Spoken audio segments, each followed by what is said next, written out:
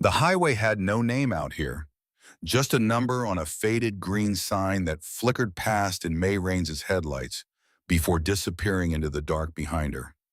Wyoming in January didn't care much for names. It only cared about cold and about wind, about the kind of silence that pressed against the windows like something alive. May kept both hands on the wheel, not because the road demanded it, because holding something helped. The heater in the old Ford F-150 rattled when it worked and quit when it didn't.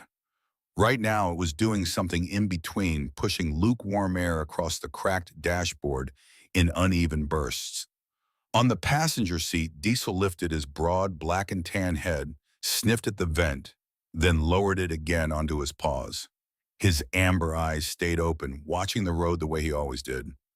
Patient, steady, present in a way that May had stopped being able to fake. She reached over without looking and laid her scarred right hand on his back. He didn't move, just breathed. Outside, the plains stretched flat and pale under the thin quarter moon. Snow had fallen 2 days ago and frozen hard, so the fields glittered faintly like something buried under glass. The pines along the ridgeline stood dark and close together, their shapes dissolving into the sky where the stars began.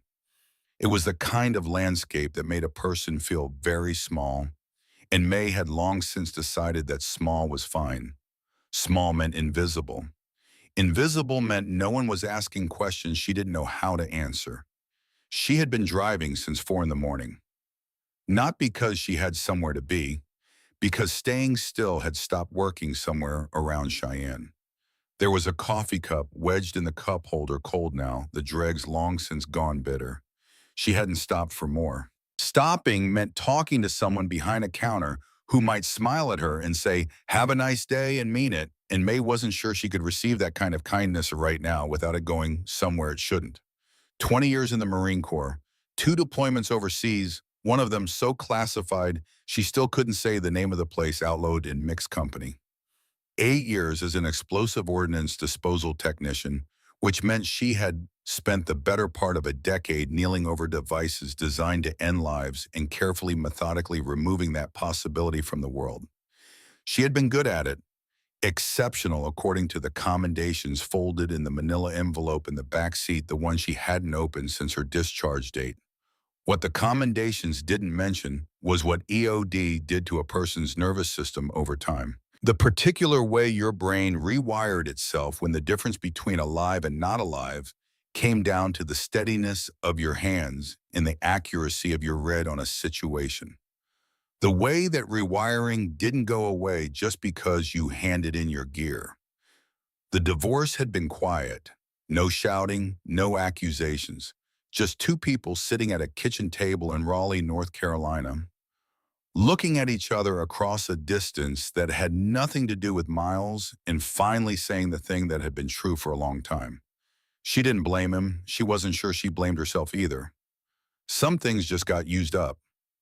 What she had left was the truck, the dog, a duffel bag, a box of tools, and $917 in the glove compartment, and a printed page of directions to a property north of Rawlins that she had found on a classified site 3 days ago while sitting in a truck stop parking lot eating a gas station sandwich, Diesel asleep on the seat beside her. Cold War bunker, 18 acres, $900, sold as is.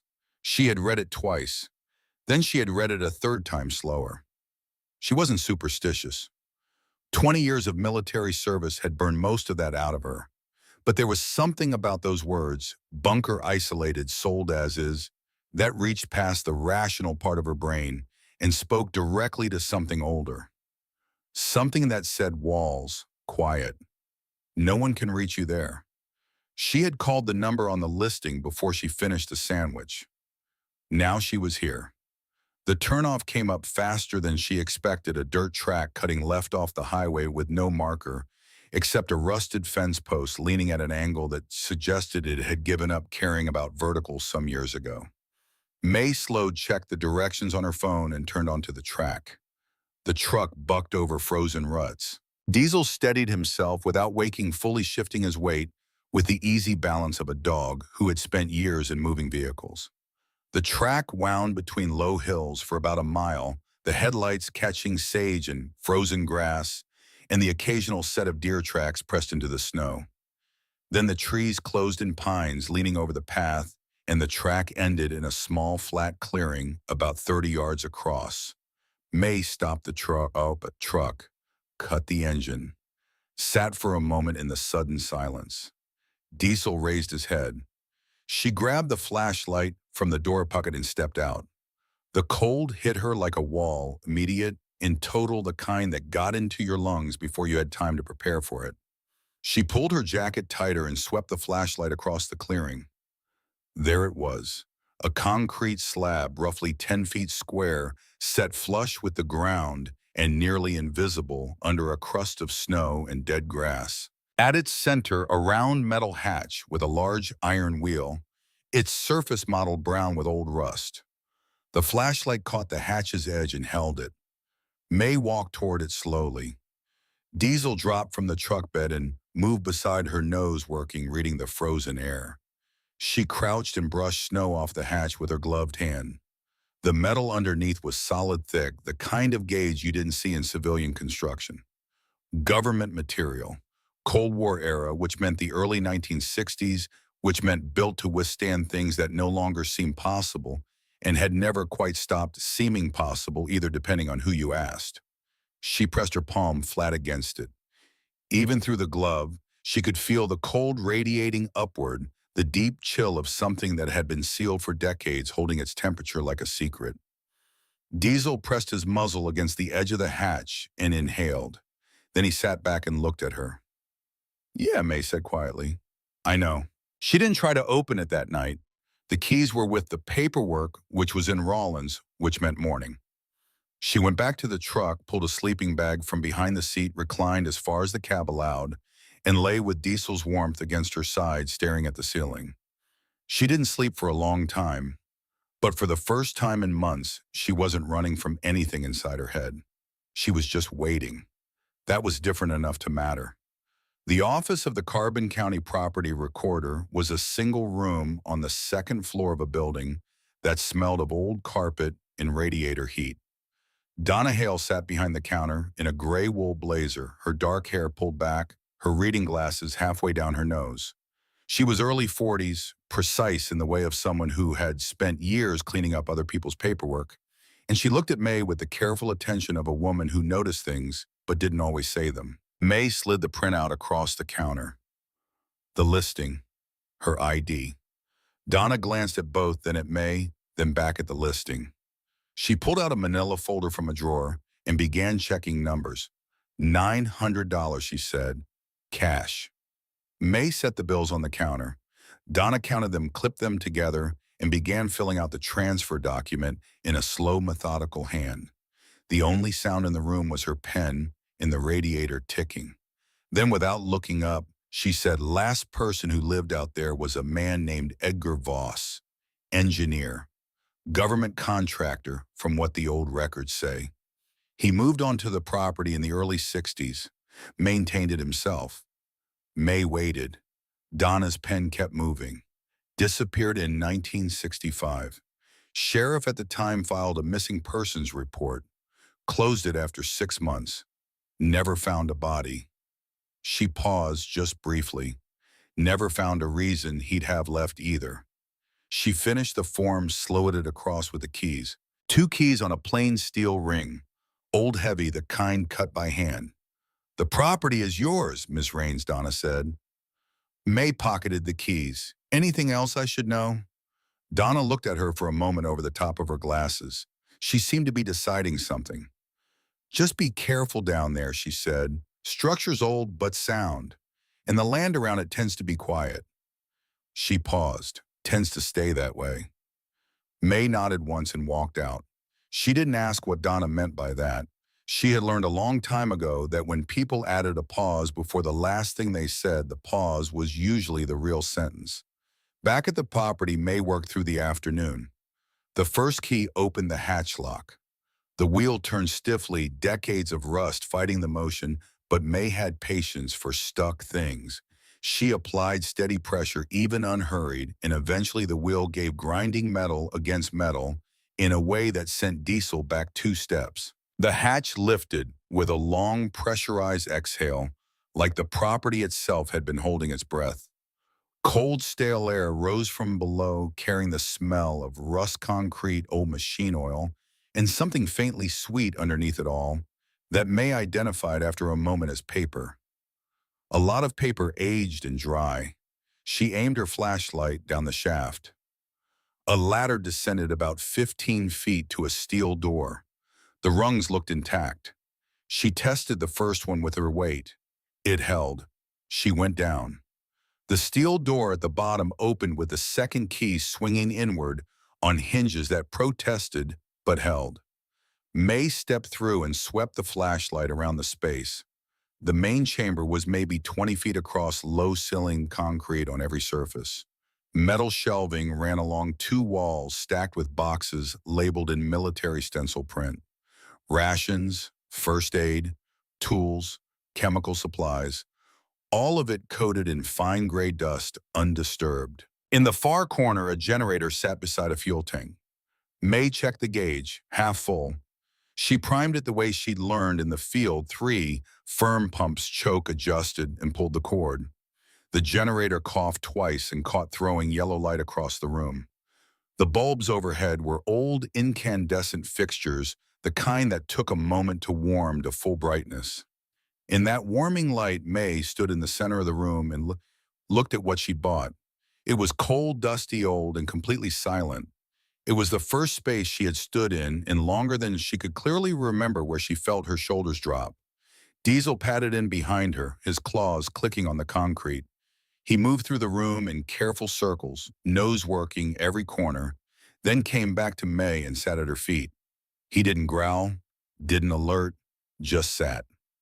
Clear, May said quietly, the old EOD habit of speaking the assessment out loud even when there was no team to hear it. She set up the cot she'd brought from the truck, positioned it near the generator for warmth.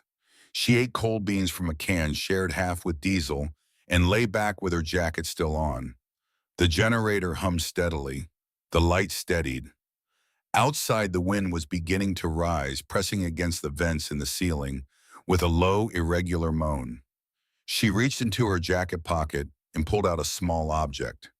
A military ID tag, not hers.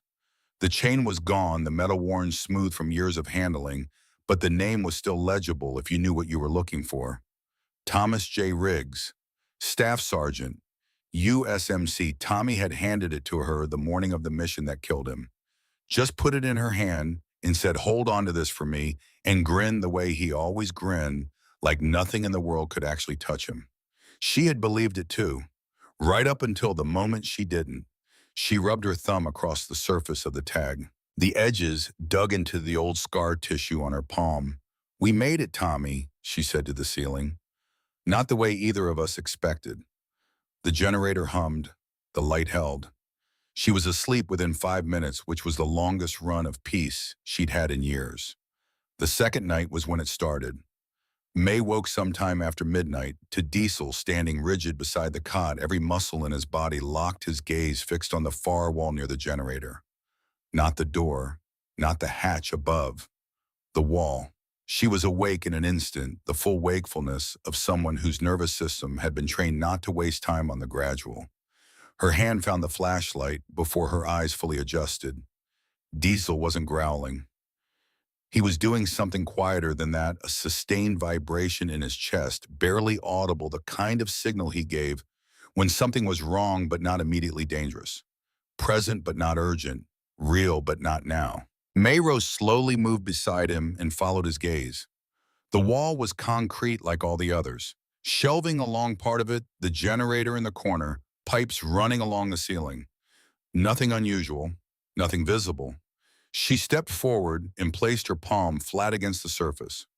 Cold. She moved her hand a foot to the left and tapped with her knuckles. A dull thud, dense and dead.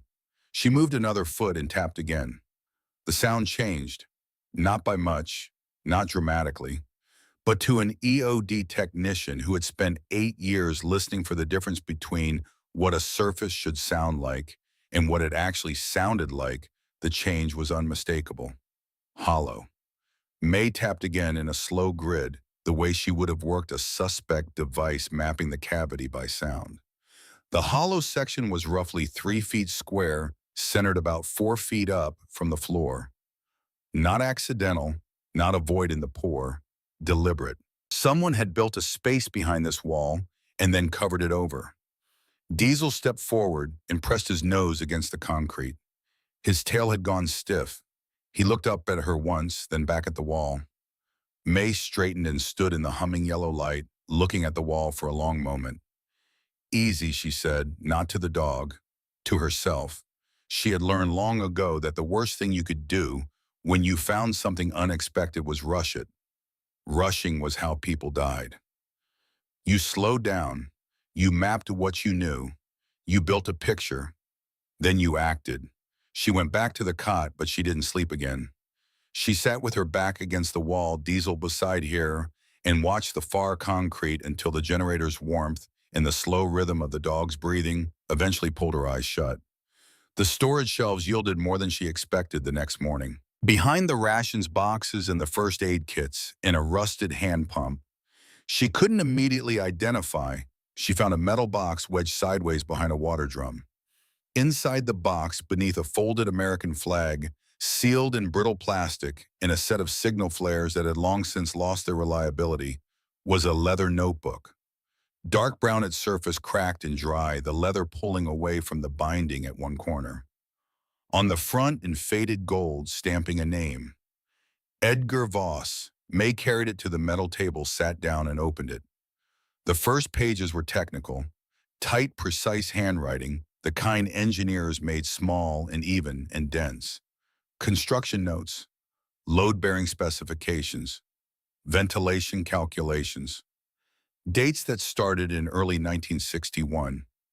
Edgar Voss had documented the building of this facility in meticulous detail, every pour of concrete, every weld, every mechanical system. She read slowly. The EOD, part of her brain, the part that parsed technical documents, the way other people parse novels, moved through the specifications and built a picture of the structure around her. The bunker was more sophisticated than it looked. Double walls in the main chamber, a secondary drainage system that didn't appear on the surface layout, and a lower level referenced once in an early entry and then not again in language careful enough to suggest deliberate omission. Secondary containment, Edgar had written in March of 1961. Below grade, sealed per directive. I have been asked not to document this further. May read that twice. She kept turning pages. As the months passed and the entries, the tone shifted. The precision remained, but something underneath it changed. References to visits, men arriving at night, shipments with no manifests. In October of 1963, Edgar wrote a single sentence that stood apart from the rest. They told me what this place is really for. I wish they hadn't. He didn't elaborate, just moved on to the next technical notation as if the sentence hadn't happened. By 1964, the entries had grown shorter, more erratic, words crossed out and rewritten. In February of that year, he wrote, I hear it sometimes at night, a sound through the floor, low and steady like something breathing under the concrete. I know what it is. I put it there. But knowing doesn't make it easier to hear. May sat back, the generator hummed. Diesel lay at her feet watching her. She turned to the last pages. Most of the final section was damaged, the ink faded or water-stained, the pages stuck together at the corners from old moisture. She separated them carefully the way she would have handled delicate circuitry and read what remained. The last entry in Edgar's handwriting was dated June of 1965. 5 words, I'm not going to stay. Below it on the same page in different handwriting, written in different ink, with the uneven pressure of someone writing quickly and not with a steady surface, were 2 more lines. Edgar wasn't crazy. Don't trust anyone in a suit. No name, no date. The ink looked newer than Edgar's, though in a space this dry and cold newer could mean anything within a 50-year range. May stared at those two lines for a long time. The warning wasn't addressed to anyone, but it was written to someone. Someone the writer had expected, or at least hoped, would eventually find this place. Someone who would open this notebook and read far enough to reach the end. Someone like her. She closed the notebook, set it flat on the table, pressed both palms against it for a moment, the old habit of physical contact to confirm a thing was real. Diesel got up from the floor, walked to the far wall, and sat in front of it, looking at the concrete, tail still. May watched him. Then she got up, went to the shelves, and began looking for a map. She found it folded inside the back cover of an old maintenance manual, a hand-drawn layout of the facility on yellowed grid paper, the kind sold in engineering supply stores. The main chamber was labeled, the storage area, the utility corridor, and near the generator, a small square marked with the notation 3A and a dotted line indicating a seam in the wall. She went to the generator, ran her fingers along the metal paneling behind it. Most of it was flat and flush. But in the lower left corner, near the floor, one panel sat fractionally proud of the others. Not much. The difference was less than a millimeter. She would not have noticed it without the map, and she would not have noticed it with the map if she hadn't spent years training her hands to read surfaces the way other people read text. She knelt, ran the edge of her multi-tool along the seam. It caught in a gap, slight but real. She applied pressure slow and lateral, the way you applied pressure to something you weren't sure about, ready to stop. The panel gave with a sound like an exhale, a metallic creak, brief and reluctant, and then it swung inward on a hinge at the top, revealing a gap in the wall about 18 inches wide and 2 feet tall. Cold air came out, colder than the room, carrying that metallic sweetness she'd noticed when she first opened the hatch, stronger and now more distinct. Below the sweetness was something else. Earth, stone, the particular smell of a space that had been sealed long enough to develop its own atmosphere. She angled the flashlight through the gap. A shaft dropped straight down, about 8 inches wider than her shoulders on each side. A ladder mounted to the near wall, the rung steel rod bolted into the concrete at regular intervals. She counted what she could see before the light was absorbed by the dark below. At least 15 feet, possibly more. She sat back on her heels and looked at the shaft for a long time. Diesel came and pressed his shoulder against her leg. She thought about Edgar Voss, who had built this space and then stopped talking about it in 1963, who had written, "I'm not going to stay 2 years later," and then disappeared into the Wyoming winter without leaving an explanation anyone could find. She thought about the words in someone else's handwriting. Don't trust anyone in a suit. She thought about Donna Hale's pause before the last thing she said, the pause that was the real sentence. May had spent 8 years going toward things that other people ran from. She had done it not because she was fearless, but because she understood that the fear was information, not instruction. Fear told you to pay attention. It didn't tell you to stop. She pulled the rope from her kit bag, anchored it to the shell frame, and tested it twice. Then she told Diesel to stay, took the flashlight in her left hand, and went down. The shaft was tighter than it looked from above. The walls were close enough that she could feel them on both sides. The ladder held. She counted the rungs as she descended. 14, 15, 16. Her boots touched concrete. She turned around. The beam of the flashlight swept a small chamber roughly 20 feet across with a ceiling so low she had to angle her head slightly. The walls were cleaner than the room above, the concrete finer grained, poured with more care.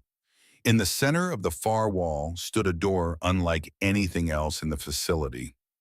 Round, steel. The diameter of a standard vault door, its surface covered in old rust, but its structure intact, the kind of mass and construction you saw in bank vaults and nuclear-era containment facilities.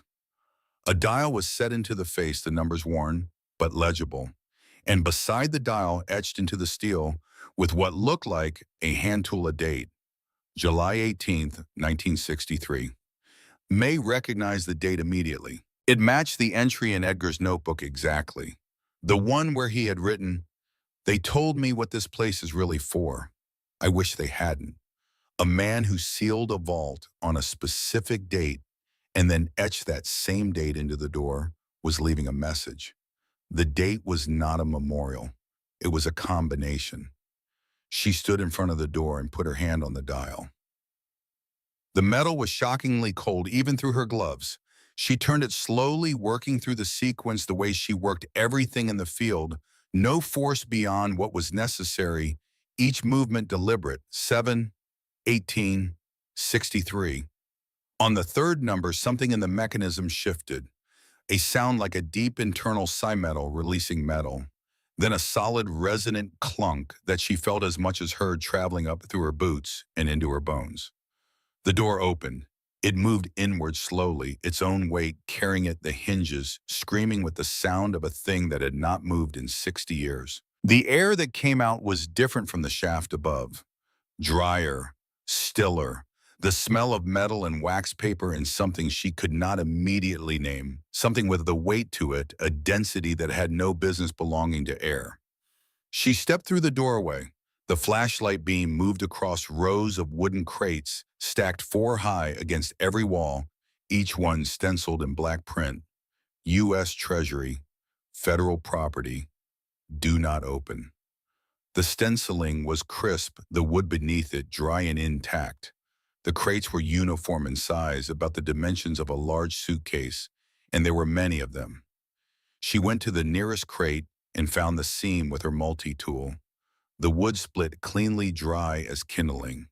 Inside, wrapped in wax paper that crumbled at the edges when she touched it, were bars of metal stacked in tight rows. She lifted one. The weight was immediate and specific. The particular weight of something with no air in it, no hollow space, no compromise. Dense all the way through. She turned it in the beam of the flashlight. The surface was dull with age, slightly filmed, but the color beneath was unmistakable. A warm, low-luster gold that did not change when she tilted it, that had no variation based on angle, that was the same from every direction. She stood with the bar in her hands for a long time. Then she knelt slowly until she was sitting on the cold concrete floor, her back against the nearest stack of crates, the gold bar resting across her open palms. The flashlight lay beside her, aimed at the ceiling, throwing diffuse light across the vault in all directions. From above, faint but clear, she heard Diesel bark once. Sharp, short. The sound of a dog checking on someone who had been gone too long. She exhaled slowly, the breath leaving her like something she had been carrying without knowing it. Not relief exactly, not triumph, something older than both of those.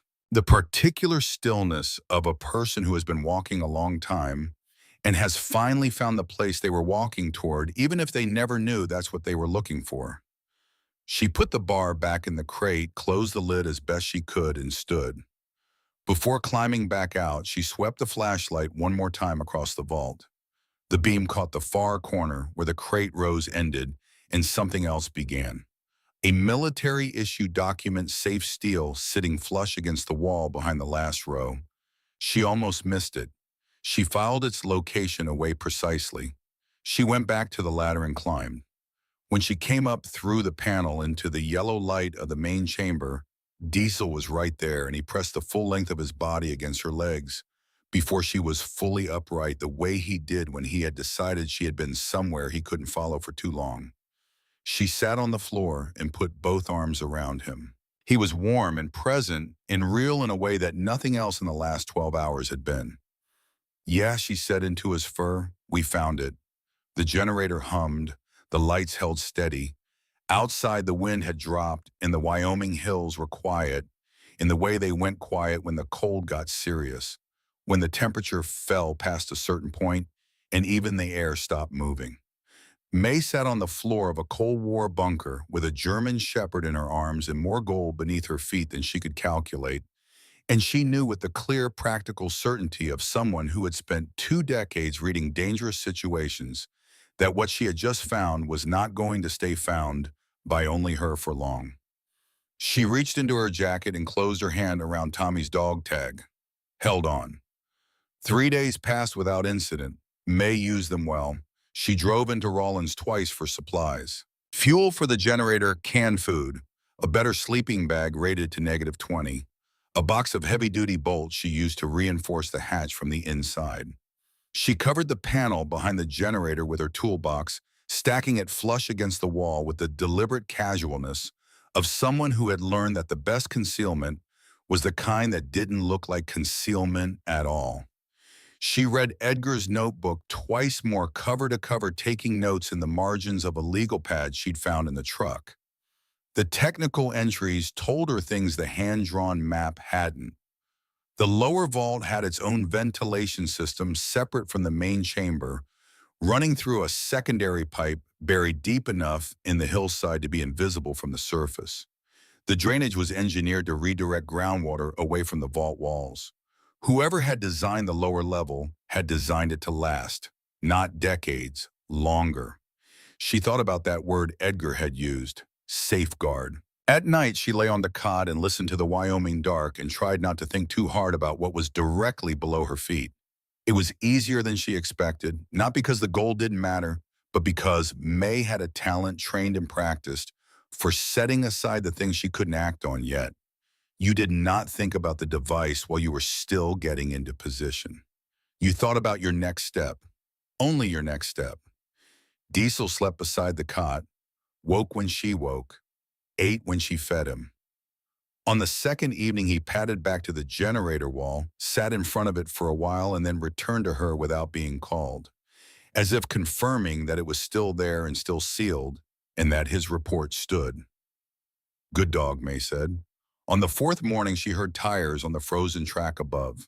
She cut the generator in one practice motion and stood in the sudden silence. Diesel was already up facing the hatch, his ears angled forward in the position that meant something.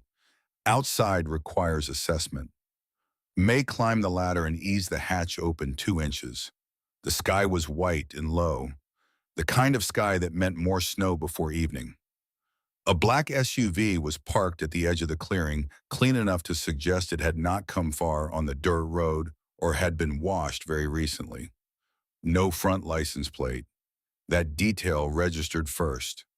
A man stood beside it looking at the clearing. He was tall, early 50s, a long black wool coat, well cut, the kind that cost more than May's truck payment had been back when she still had truck payments. Dark suit beneath it. Silver at his temples, and nowhere else the kind of silver that looked maintained rather than earned. His shoes were polished to a mirror finish, despite the frozen mud he was standing on, which told her either he'd changed them before getting out of the car, or he'd been carried here, neither of which was reassuring. He was not looking at the hatch yet. He was looking at the tire tracks from May's truck, following them with his eyes to where the truck was parked beneath the restraints at the clearing's edge. Diesel made no sound, but the hair along his spine had risen. May eased the hatch back down and waited. 30 seconds later, a knock. 3 measured raps on the steel evenly spaced. Patient. The knock of someone who had knocked on doors before and understood that patience communicated something that urgency didn't. May opened the hatch and climbed out. The man watched her emerge with an expression that gave away nothing.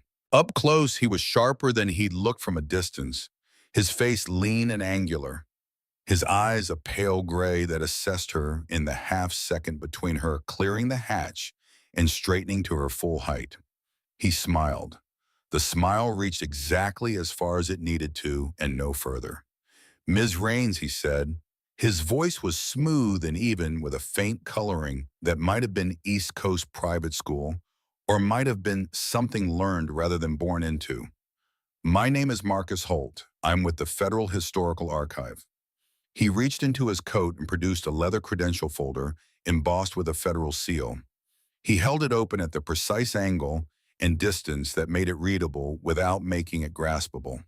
A practice motion. May looked at it. The seal looked correct. The ID card inside had his photo, his name, a federal agency identifier. It looked exactly as official as it needed to. "What can I do for you?" she said. Not a question. Holt's smile adjusted slightly, recalibrating to her tone. We've been working to catalog several Cold War-era properties across the Intermountain West, he said, part of an ongoing historical preservation initiative. This property, the old Voss site, was flagged as one of several facilities built under a classified infrastructure program in the early 1960s.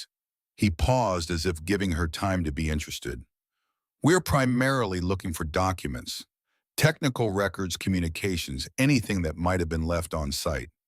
That sort of material has significant historical value. He kept his eyes on her face when he said that sort of material. Diesel had come up through the hatch behind her and was now standing at her left side, his shoulder against her knee. He had not made a sound since the man arrived. That particular silence was its own kind of communication. Didn't find much, May said. Old cans, dust. Holt tilted his head. The smile held. No sealed containers. No personal effects. Documents. Just what I said. He looked at her for a moment longer than was comfortable and shorter than was confrontational. Then he reached into his coat pocket and produced a business card. Plain white stock. No logo, no agency name. Just a phone number in plain black type-centered. If anything does turn up, he said, please reach out. Some of what may be in these older facilities could be considered federal property, regardless of the current land ownership. And some of it, he added almost gently, could be hazardous. Best handled by people who know what they're dealing with. May took the card. She looked at it once, then looked back at him. Holt glanced down at Diesel. Fine animal, he said. German Shepherd May said nothing. He nodded as if she had answered. Well, I appreciate your time, Ms. Rains. Enjoy the peace out here. It's a rare thing. He turned and walked back to the SUV. With the unhurried pace of a man who had gotten what he came for, though, what he had come for and what he'd said he came for were May was already certain two entirely different things. She watched the SUV until it cleared the tree line and the sound of its engine faded into the distance. Then she looked down at Diesel. He was watching the point where the SUV had disappeared. He knew, May said quietly. She went back down into the bunker, turned the generator back on, and sat at the metal table with the business card in front of her. No logo, no agency name. Federal Historical Archive was not an agency she recognized, but it was plausible enough that absence of recognition meant nothing. She turned the card over, blank on the back. She held it under the work light and angled it. Nothing. Then she remembered a technique from a field intelligence module she'd sat through in 2009, mostly irrelevant to EOD work, but filed away the way she filed everything away. She found a pencil in her kit bag, held the card flat on the table, and rubbed the pencil lead across the back in long lateral strokes. Letters appeared in the unindented spaces. 4 words arranged in 2 lines pressed into the card from above, as if someone had written on a page placed over it. It's not over. May sat very still. This was not a phone number someone had jotted down and left an impression of by accident. This was a message placed deliberately pressed into a card that would be handed to whoever answered when Marcus Holt knocked on the door of this property. The card had been prepared in advance. The message had been prepared in advance. Holt had not come to investigate. He had come to assess, to see if the person who now owned this land knew what was below it. The visit had not been a question. It had been an opening move. May looked at the card for another long moment. Then she put it in her pocket and stood up. She needed to talk to someone who knew this county. Frank Tully's station was a mile off the main highway, a low cinder block building with 2 pumps out front and a hand-lettered sign in the window that said, "Open, come in, no credit." The inside smelled of motor oil, burned coffee, and the particular warmth of an electric space heater working harder than it was designed to. Shelves of oil and antifreeze ran along one wall. A gun rack behind the counter held a lever-action rifle with the casual visibility of a thing that had always been there and would always be there. Tully himself was behind the counter on a stool reading a paperback with a cracked spine. He was a big man, late 60s, with a gray beard, grown long enough to suggest he'd stopped arguing with it years ago. His hands resting on the counter were the hands of someone who had used them their whole life. Oil permanently in the creases. A scar along the left thumb from something mechanical and long ago. He looked up when May came in.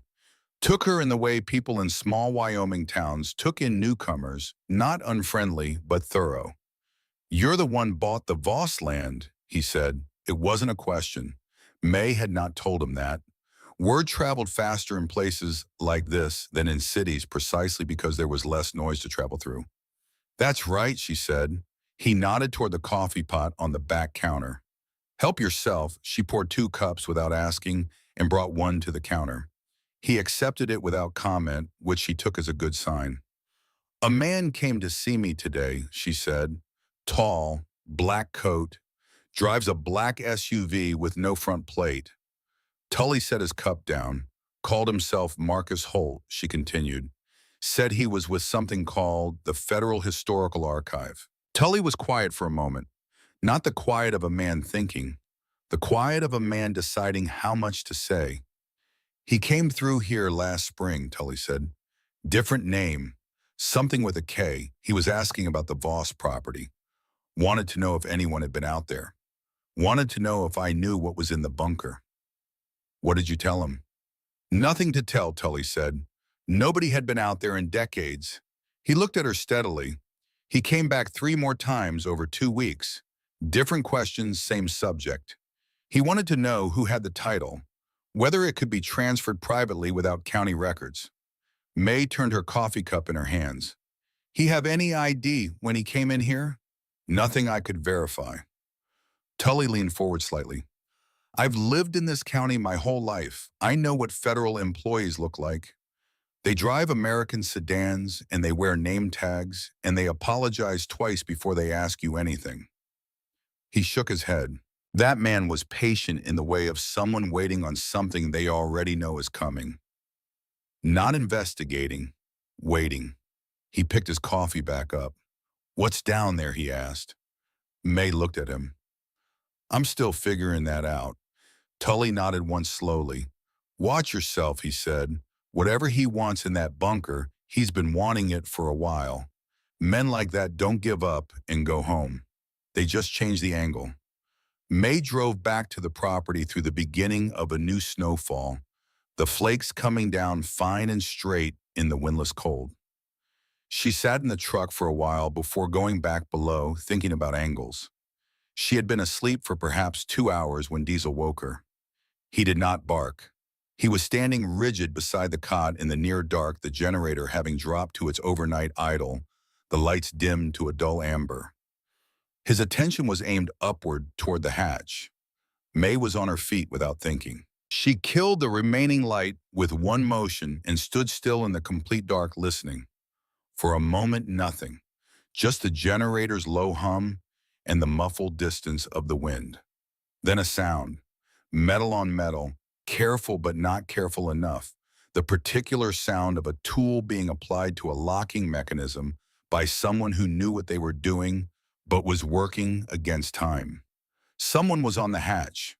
May reached for the rifle she had propped against the wall, within arm's reach of the cot since the second day. She found it without a light, her hand going to exactly the right place, the way a hand went to things it had practiced reaching for. She also picked up the smoke canister from her kit bag, one of 3 she'd kept from her discharge kit, the kind used in field exercises to obscure position. She moved to the base of the ladder and waited. The sound above continued, steady, focused. More than one person she assessed from the variations in pressure and timing. 2, possibly 3. Working the hatch lock with something serious, not a crowbar improvised from desperation, but the right tool for this specific type of mechanism. These were not kids from town. A harder impact. The hatch groaned bolt straining against the reinforcement May had added. It bought her 30 seconds, maybe 40. She pulled the pin on the smoke canister and rolled it into the corner of the room away from the ladder. White vapor began to spread in the dark. She climbed halfway up the ladder, flashlight in her left-hand, rifle slung across her back. She heard voices now, just barely two men low, and clipped the language of people who communicated in fragments, because they'd practiced the full version enough times that fragments were sufficient. Get it open. Now the bolts gave. The hatch screamed on its hinges and swung wide. Cold air and a blade of flashlight beam cut through the smoke. A man in a dark ski mask leaned over the opening flashlight in one hand, the other reaching for the ladder. May's light hit him from below, directly in the face, 200 lumens at close range. He recoiled, cursing hand going to his eyes. Back off, May said. Her voice came out, flat and certain. Not loud. It didn't need to be loud.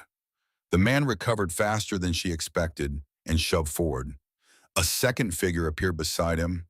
Diesel came up the ladder past May in a single fluid motion, all 90 pounds of him launching through the opening before the first man could adjust. There was a moment of impact, and then a sound that was short and raw and ended very quickly. May fired once into the air above the hatch. The sound in the confined space was enormous, a pressure wave that she felt in her chest and knew the men above felt in theirs. The next round goes somewhere useful, she said, shuffling above. Rapid breathing. A third voice further back speaking low and urgent into what sounded like a radio. She heard Diesel release. He came back down to her side, his breathing elevated but controlled. A long moment of stillness. Then retreating footsteps fast now, the discipline of the approach evaporating in the face of something that had not been in their assessment of the situation. The sound of 2 or 3 men moving quickly back through the frozen clearing. May climbed out through the hatch into the night air rifle up scanning. The clearing was empty. She could hear an engine starting in the distance back toward the main road, the sound rising quickly and then diminishing as it moved away. She swept the tree line once in both directions. Nothing moved. Diesel sat beside her in the snow, his breath fogging in the cold air.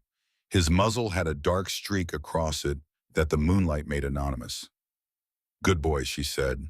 The sound of a second engine different from the first, growing louder from the direction of the highway. Red and blue light began strobing through the trees before the vehicle reached the clearing, painting the pine trunks in alternating color. A Carbon County Sheriff's cruiser came up the track and stopped at the clearing's edge. Walt Brody got out with his hand on his holster, scanning the clearing before he saw May.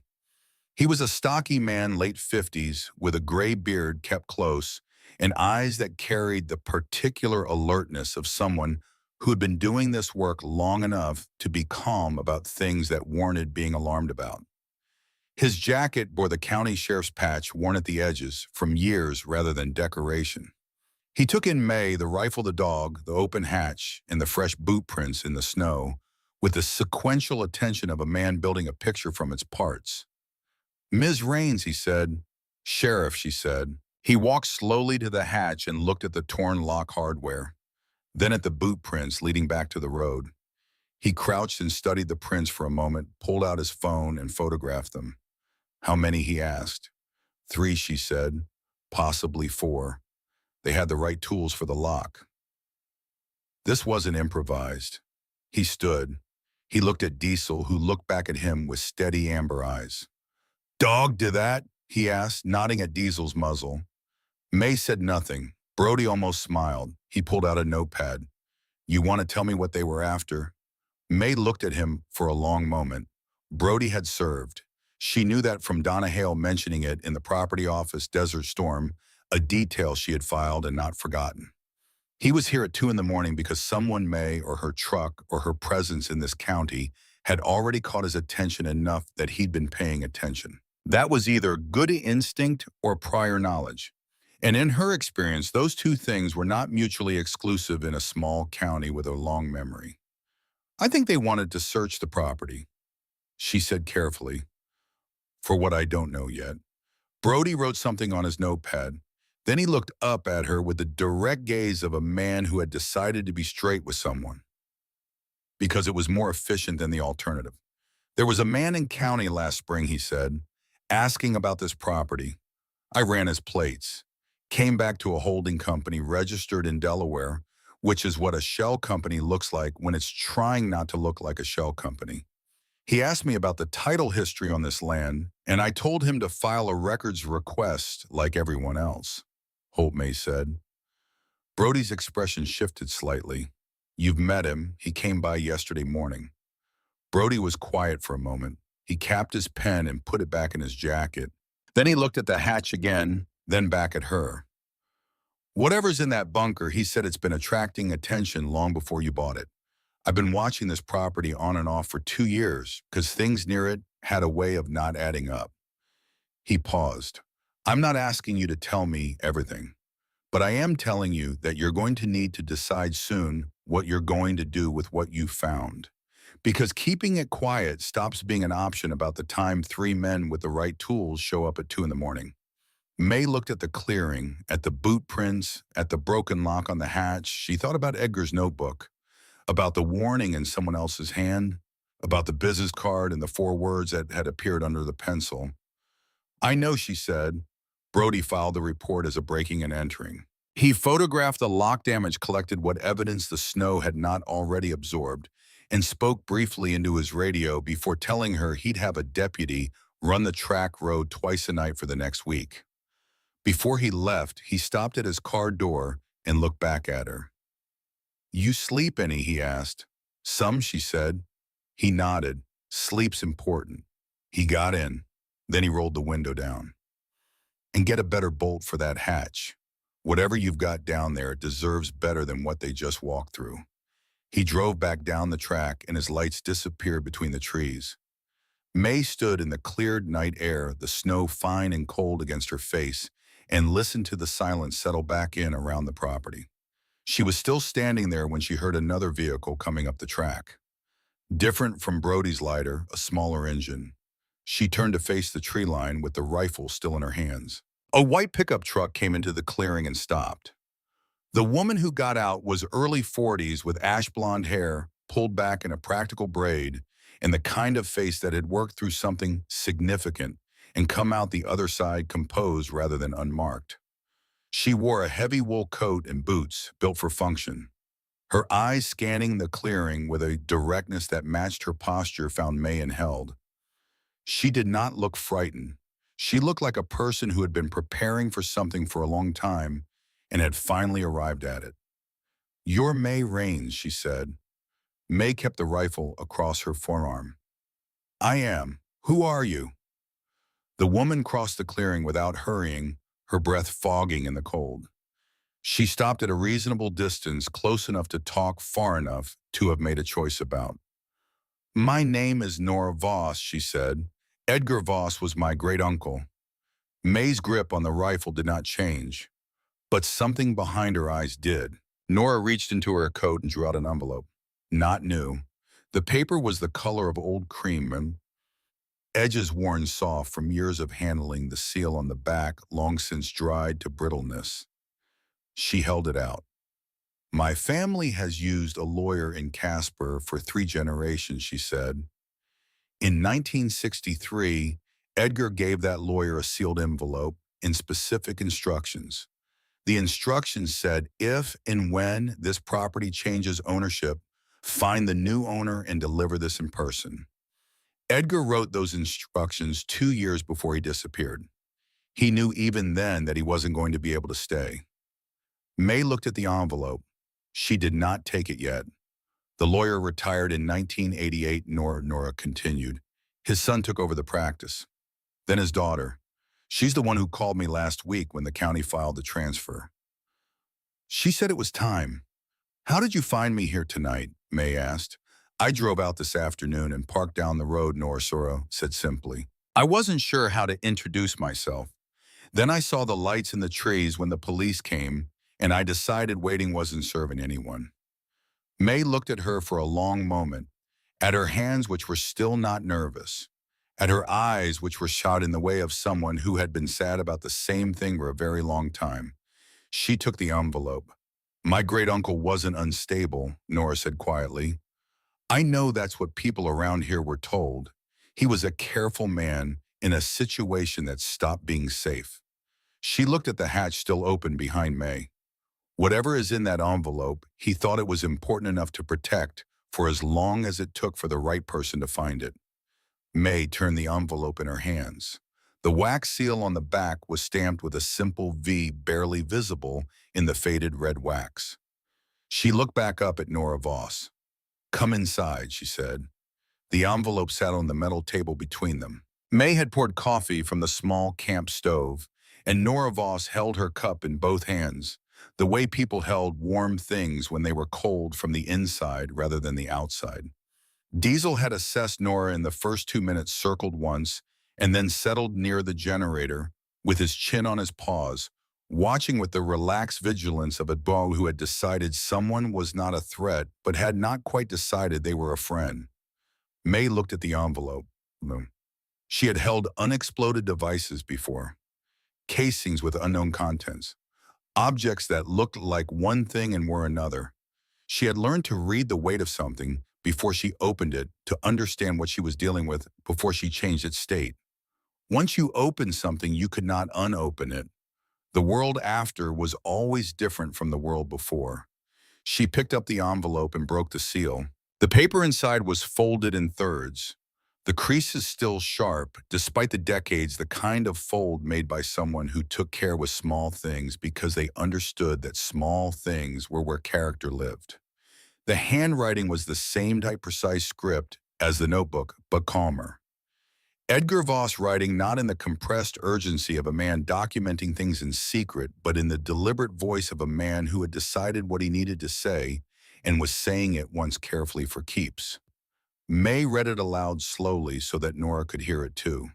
It seemed right that she should. "If you are reading this," Edgar had written, "then I am gone from that place and you are in it, and whatever I built there has finally passed to someone I did not know and could not choose. That is as it should be.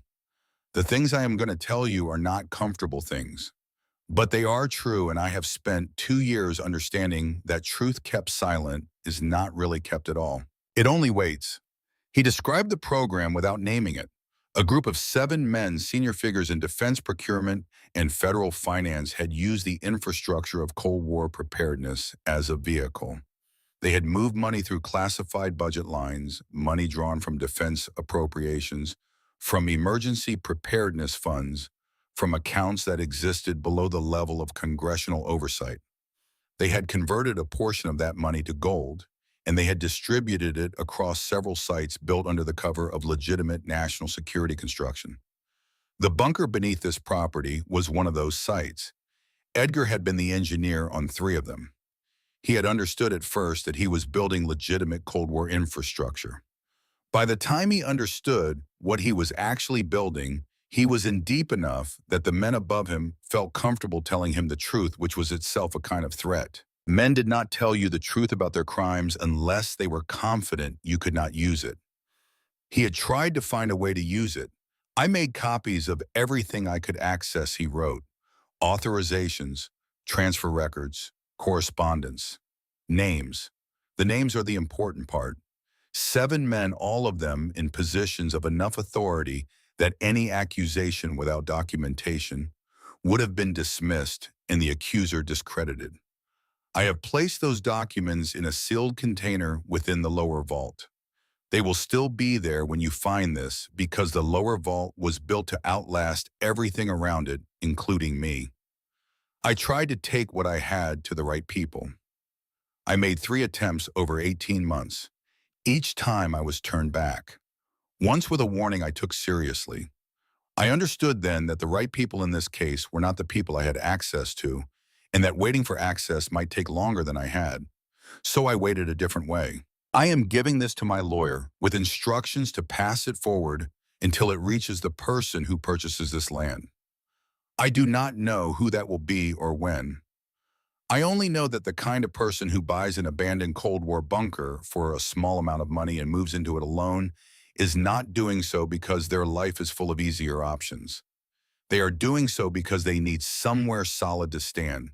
And a person who needs somewhere solid to stand will understand better than most why it matters that the ground beneath them tells the truth. Whatever you do with what you find here, do it slowly. Do not trust the first official face that appears. The men I knew are old now or gone, but the structures they built around themselves have a way of outlasting the people who built them. Their children know. Some of their children's children know. The last line was brief, a single sentence, the handwriting slightly smaller, as if Edgar had pressed down harder on the pen for the final word. She served too. They forgot her name. Don't let them forget yours. The room was quiet when May finished reading. Nora was looking at the table. Her jaw was set. Her eyes were bright but dry, the brightness of someone who had been told something they already knew in their bones and were now hearing confirmed in a dead man's voice. He knew they'd silence him, she said. He just made sure the silence had an expiration date. May set the letter down carefully. She thought about a man who had built this chamber with his own technical knowledge, who had sealed evidence into it, who had walked away in 1965 into a Wyoming runner and never come back. She thought about what it took to do that, to trust a chain of lawyers and time and the eventual appearance of a stranger. She thought about Tommy Riggs handing her his dog tag with a grin. Hold on to this for me. She reached into her jacket and touched the dog tag without taking it out. We need to go back into the vault, she said. The sealed container sat behind the last row of crates along the east wall, exactly where the letter indicated. May had to move 6 crates to reach it, working methodically with Nora's help. The container itself was a military-issue document, safe steel about the size of a large briefcase, its combination lock set to the same date as the vault door, July 18th, 1963. Inside, preserved by the vault's dry, sealed air, were the documents Edgar had described. Originals and certified copies, both organized in labeled folders, with the precision of a man who had known these papers would need to speak clearly long after he was gone. Transfer authorizations on federal letterhead. Budget line items with handwritten annotations cross-referencing the gold shipments. Correspondence, 7 sets of it, each tied with a different color ribbon, 1 color per man. 7 men. 7 sets of paper that connected names to actions in terms that did not require interpretation. And beneath the last folder, tucked flat against the bottom of the safe, a smaller envelope. Not sealed, just folded closed. On the front, in Edgar's handwriting, for the one who finds this. May opened it carefully. Inside was a photograph. Black and white, the size of a standard ID photo, but printed on heavier stock. A woman in a military uniform standing alone in front of a base entrance gate, her posture straight and her expression composed in the way of someone being photographed in an official capacity who would have preferred not to be. She was young, early 20s at most. The uniform bore the insignia of the Women's Army Corps. On the back, in Edgar's tight handwriting, Eleanor Voss, WAC, served 1959 to 1962, discharged without record or reason given. She reported what she saw. They took her service away for it. May held the photograph for a long moment. Nora beside her made a sound that was very quiet and very controlled. My great-aunt Nora said after a moment, "We knew she'd served. We never knew why she wouldn't talk about it." She paused. She died in 1987. Never told anyone. May looked at the photograph, at the young woman's face, at the straight posture of someone who had shown up and done the work and been erased for the trouble. She folded the photograph carefully and held it. She served too, she said quietly. Edgar's last line in the letter, not just a closing sentiment, a specific woman, a specific injustice. He had been carrying her story along with the documents because he understood that the documents were the evidence, but Eleanor was the reason. May laid out all the documents on the floor of the vault in the beam of her flashlight and read each one. It took 40 minutes. Nora sat against the wall and said nothing. When May finished, she sat back on her heels and looked at the spread of papers. "These are 60-year-old documents," she said. "The men who signed them are dead or near it." Nora looked at her steadily. "Their estates aren't. Their foundations aren't. The institutions they built with this money aren't." May nodded slowly. She thought about what Edgar had written. The structures they built around themselves have a way of outlasting the people who built them. She thought about Marcus Holt, a man who had been circling this property for at least 2 years, with the patience of someone who knew exactly what was here. The business card prepared in advance. The company his men carried in their pockets, Voss Recovery, LLC. The same name, the same family. The grandson of one of the 7 men here to reclaim what his grandfather had buried and call it inheritance. She began repacking the documents with care. "We're going to need help with this," she said. "The right kind." She looked at Nora. "Do you trust Brody?" Nora considered that for a moment. "He was honest with my family when he didn't have to be. When I was trying to find out what happened to Edgar years ago, he pulled the old files and actually read them." She paused. "Yes, I think so," May nodded. "Then let's go up." She called Brody at 6 in the morning. He arrived at 7 alone in his personal truck rather than the cruiser. That distinction mattered, and May noted it. She showed him the letter first, then the documents from the safe laid out on the metal table in the bunker's main chamber, the generator running clean, and the overhead lights steady. Brody read everything without speaking, taking his time, the way a man took time with things he understood were not reversible once acted upon. When he finished, he straightened and looked at May. "You know what you're sitting on," he said. She nodded. "And you know who came to see you?" "Holt, yes." Brody was quiet for a moment. He looked at the documents, then at the hatch above them, then back at May. He rubbed the back of his neck. "I know someone in the Denver field office," he said, "FBI. We served together before he went federal. He's the kind of man who read the same oath I did and meant it." He paused. "If I reach out to him directly, not through channels, not with paperwork that creates a trail before we're ready for a trail, he can be here quietly. Let him see what you've got. Then we decide together how it goes official." May thought about Edgar's warning. Do not trust the first official face that appears. Brody was not the first official face. He was the second, and he had come in his personal truck and read 60-year-old documents with the respect they deserved. "Do it," she said. Marcus Holt came back on the 3rd day. This time he did not knock. He was at the hatch when May came up already talking, before she cleared the opening. His voice carrying the tone of a conversation he had decided they were going to have, regardless of her preferences. "Ms. Rains," he said, "I think we've arrived at the point where being indirect stops serving either of us." He was still in the black coat, still in polished, cool shoes, but something in his posture had shifted. The composed ease of the first visit was still present, but underneath it, close enough to the surface to be visible, if you knew how to look, was pressure. The pressure of a man who had been waiting longer than he had planned to wait. Diesel had come up beside May and was standing at her left, his body angled forward, his gaze fixed on Holt with the focus of a dog who had formed his opinion and was waiting for the situation to confirm it. "You found the vault," Holt said. "I know you did.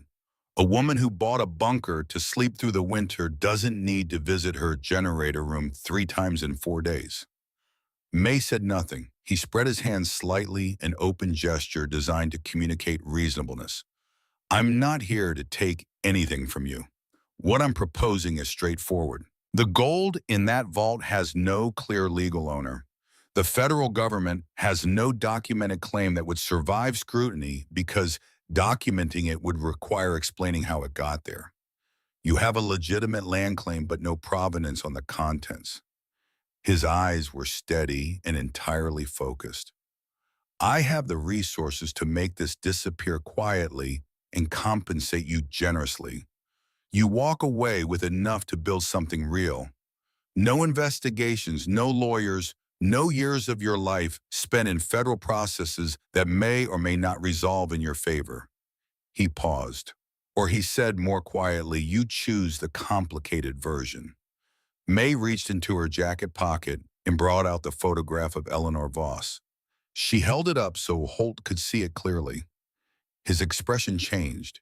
It was small and fast and controlled, but it was there. A fraction of a second's recalibration. the recognition of a man confronting something he had not expected to exist. He recovered smoothly. But the recovery itself was the tell. Your great-grandfather, May said, he wasn't just one of the men who built this. He was the one who covered up what happened to Edgar's sister after she reported what she'd seen in the program she was assigned to. Eleanor Voss, Women's Army Corps, discharged without record in 1962. Her service erased because she knew too much and didn't stay quiet about it. She lowered the photograph. You didn't come here for historical recovery, she said. You came here because this is your family's exposure, not just the gold. The paper trail Edgar left connects your great-grandfather's name to enough to posthumously destroy everything built on top of it. The foundations, the endowments, the reputation. She heard a vehicle on the track before Holt responded. He heard it too. His eyes moved to the tree line and then back to her, and in that movement she saw the rapid recalculation of a man who understood that the timing of the arrival was not coincidence. Brody's truck came into the clearing. Behind it, a dark blue sedan with federal plates. A man in his early 50s in a gray jacket got out of the passenger side with the unhurried purposefulness of someone who had driven 4 hours in the early morning and had been thinking the whole way about how the next hour was going to go. Brody walked to May's side and stood there without speaking. The man from the sedan crossed the clearing and stopped at a professional distance. He looked at Holt first, then at May, then at the open hatch. Ms. Raines, he said, I'm Agent Douglas Farr, FBI Denver. Sheriff Brody reached out to me directly. I've had a preliminary look at the documentation you have located, and I'd like to talk with you in detail about next steps. He looked at Holt once more, the look of a man who had reached a complete conclusion. Mr. Holt, he said, you've been on our radar for 14 months in connection with the Voss Recovery LLC inquiry. Your presence here today is going to simplify several things considerably. He nodded to a second agent who had come around from the driver's side of the sedan. I'd appreciate it if you'd come with us. Holt looked at May, his composure held, but his eyes for just a moment carried something that was not anger and not defeat, something more like recognition. The look of a man who had spent years maneuvering around a thing and had finally arrived at the place where the maneuvering ended. He went without resistance. May watched them put him in the sedan and close the door.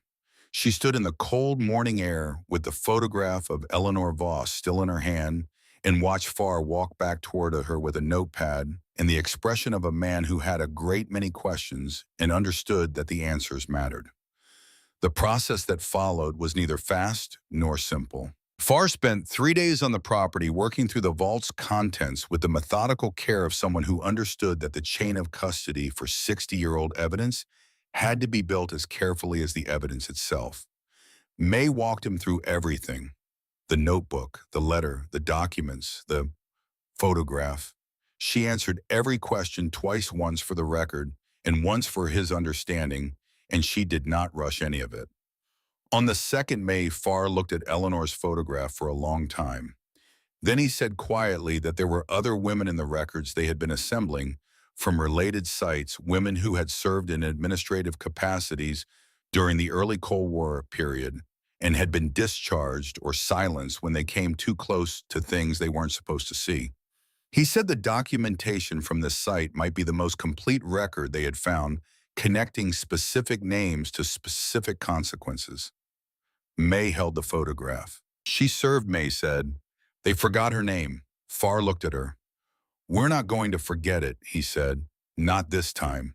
She placed the photograph carefully in the evidence folder. The government's compensation came 6 weeks later. A formal letter, legal language, an attached check representing the assessed value of the property contents as historical evidence of federal significance. It was not the value of the gold, but it was real and it was clean and it was enough. Inside the envelope with the check was a second smaller envelope, plain white, no official letterhead. May opened it at the table with Diesel at her feet. Inside was a single index card, handwritten in the careful block print of someone who had thought about what they wanted to say before they wrote it. Ms. Raines. My aunt served in the Women's Army Corps from 1960 to 1963. She was discharged without explanation. She never talked about her service, and we never understood why. I've spent 30 years in federal law enforcement, and I never had the documentation to ask the right questions. Because of what you found and what you chose to do with it, I do now. Her name was Patricia Ann Farr. Thank you for not letting Eleanor Voss stay buried. It means the women like her didn't serve in silence for nothing. It was signed Douglas Farr, Special Agent, FBI, Denver. May read it twice. Then she set it flat on the table and sat with it for a long time. She thought about Eleanor Voss standing straight in front of a gate in 1962, being photographed for a record that would be erased. She thought about Patricia Ann Farr, whoever she was carrying, something she couldn't explain for the rest of her life. She thought about Edgar walking into a Wyoming winter with a chain of trust he had no way of knowing would hold. She thought about a classifieds listing, $900, sold as is. She had bought a place to disappear. What she had found was a reason to stay visible. Brody came by the day after the compensation letter arrived. He sat at the metal table, now sanded and refinished, and drank coffee that was considerably better than what she'd served him the first time. "You did good," he said. May turned the check over in her hands. She had been looking at it for an hour, not at the amount, but at what the amount made possible. "I want to use it for this place," she said. "Fix it up properly. Make it a real space." Brody looked around the chamber.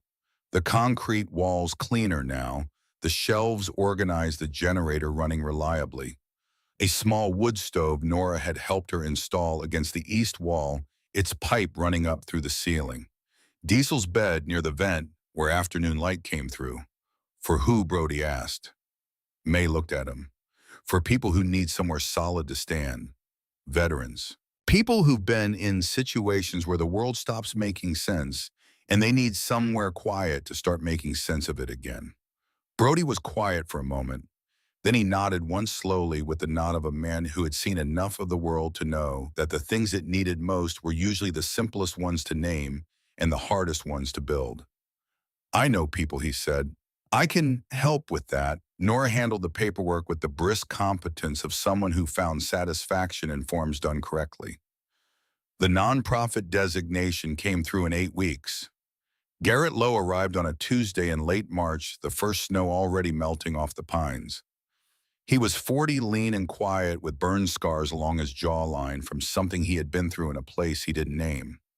He'd heard about the shelter through Brody, through a Veterans Services coordinator in Casper, through word passed between people who understood what it was to need somewhere and not know how to ask. He stood at the edge of the clearing with a single pack over his shoulder and looked at the place with the careful assessment of a person who had been disappointed by several things in recent years and had learned not to spend hope before they had to. May came up through the hatch and stood in the clearing and looked at him. He looked back. Diesel walked between them, sniffed Garrett's boots, thoroughly circled once, and sat at May's feet, facing him with his tail making one slow arc in the cold air. "Come on down," she said. "Coffee's on." Garrett followed her to the hatch and climbed down into the warm amber light of the bunker, and May came down behind him and pulled the hatch closed against the cold. The generator hummed, the wood stove ticked. The smell of coffee moved through the air like something trying to remind you of home. On the first evening that felt like spring, May built a fire in the small pit she and Nora had dug beside the hatch, ringed with flat stones from the creek at the property's edge. Brody came. Nora came. Garrett brought a man he'd met in Casper, a veteran named Pierce, who was quiet in the way of someone who had recently decided to try being somewhere instead of nowhere. The fire was small and steady, the pine wood catching clean. May sat on a flat boulder at the fire's edge with Diesel's head in her lap and looked up at the Wyoming sky. Out here, past the reach of any town's light, the stars were not scattered, but poured thick and white across the dark from horizon to horizon. May had not looked at a sky like this in a long time, without the overlay of something else, the background noise of a nervous system that had been running on threat assessment for 2 decades. Tonight, the sky was just the sky. She reached into her jacket and took out Tommy's dog tag. She held it for a moment, the metal warm from her body, the edges familiar in the dark. She thought about Tommy's grin, about the faith in the gesture. Hold on to this for me. She had held it through everything. She turned it over once in her fingers, then she set it down gently on the flat stone beside her in the ring of firelight where she could see it clearly. Not letting go, just setting it down. There was a difference, and the difference was everything. Nora sat down on the stone beside her and looked at the train tag without asking about it. After a moment, she said quietly, "He'd have liked this. Edgar. He was always better with people than with the official version of things." May looked at the fire. "He trusted the long way around," she said. Nora nodded. "Sometimes that's the only way that gets there." Across the fire, Garrett was talking to Pierce in low tones, the conversation of two people finding the edges of a shared language. Brody was looking at the sky with the expression of a man genuinely at rest, which May suspected was not his default state, but which he was practicing. Nora had her hands around her cup and her eyes on the fire, and she was smiling in the small, private way of someone who has put down something heavy and is only now noticing how long they'd been carrying it. Diesel shifted in May's lap, exhaled deeply, and closed his eyes. She put her hand on him, the familiar weight and warmth. She thought about Eleanor Voss in an FBI evidence folder in Denver. Her name now part of an official record that would not be quietly filed away. She thought about Patricia Farr, whose nephew had spent 30 years asking the wrong questions because the right documentation didn't exist until now. She thought about Edgar walking out into a Wyoming winter with the faith of a man who had done what he could with what he had and trusted the rest to time. She looked at Tommy's dog tag on the stone. The firelight moved across the worn metal, finding the letters, making them briefly bright. She had bought this land with the last money she had because she needed somewhere to stop running. She had found something she hadn't known she was looking for. Not treasure, not answers, not even peace exactly.